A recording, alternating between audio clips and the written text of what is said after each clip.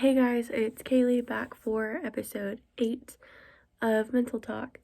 Today, the article comes from Psychology Today, and it is about military mental health.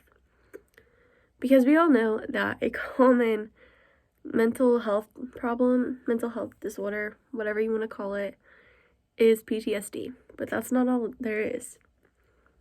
The article starts out by saying, with suicide rates dramatically rising and increased attention to the violence of veterans who struggle with mental illness, the military has been under increased pressure to provide ready access to mental health treatment and to reduce the stigma associated with seeking mental health treatment. So there's an overall stigma about mental health, but looking at this article, it's even worse for service members. And I think it's because a lot of times people look at them and say, oh, these big macho men, because that's what we think of. Every time people see a commercial, they think of the big buff guys in camo. And that's not all it is.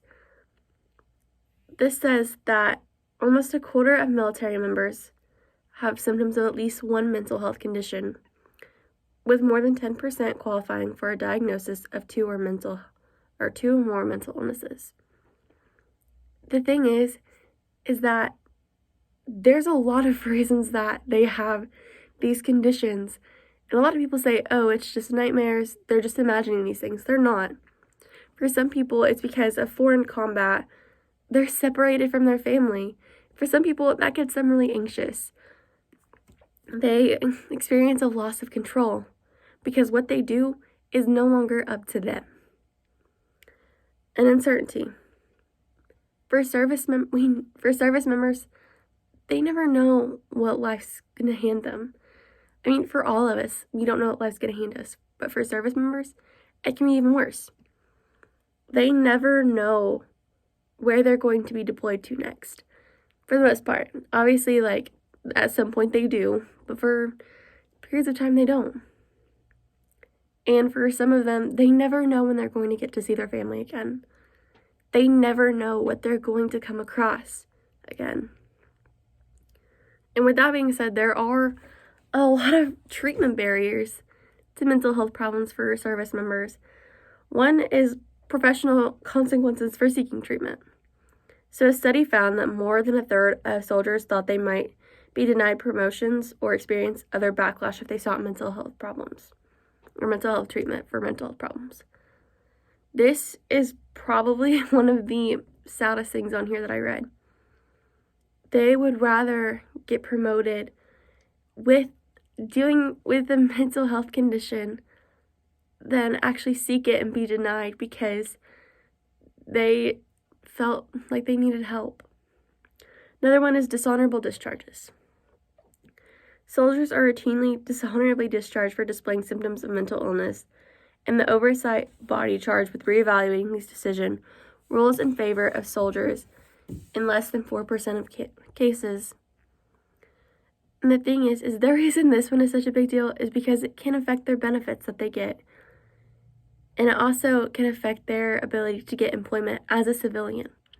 Because there are some businesses that will look into that and they won't see it as, oh, he was dishonorably discharged because of a mental health condition. They're going to see it as immediately think it was because of something else. So, inaccessible treatment and lack of mental health screenings. Not everyone is open to the idea or the fact that they may have a mental health issue. For some people, they want to ignore that because they want to be seen as normal. They don't want to own up to the stigma. No one does.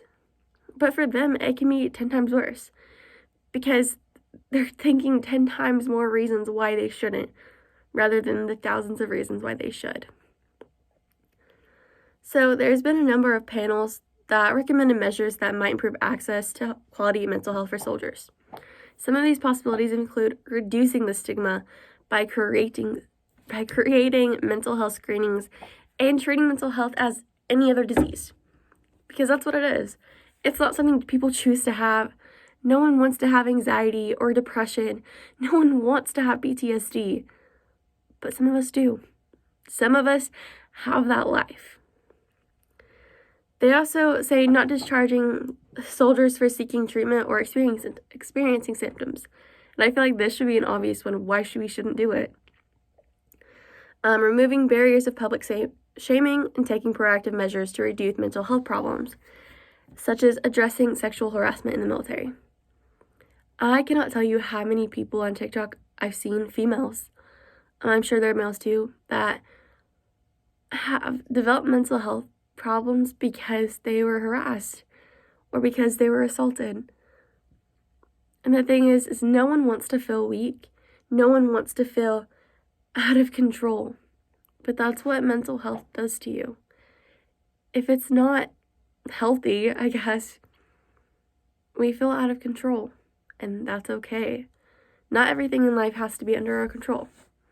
I know it sucks to believe that, but it's true. So stay safe and stay healthy, guys. I will see you next week for episode 9.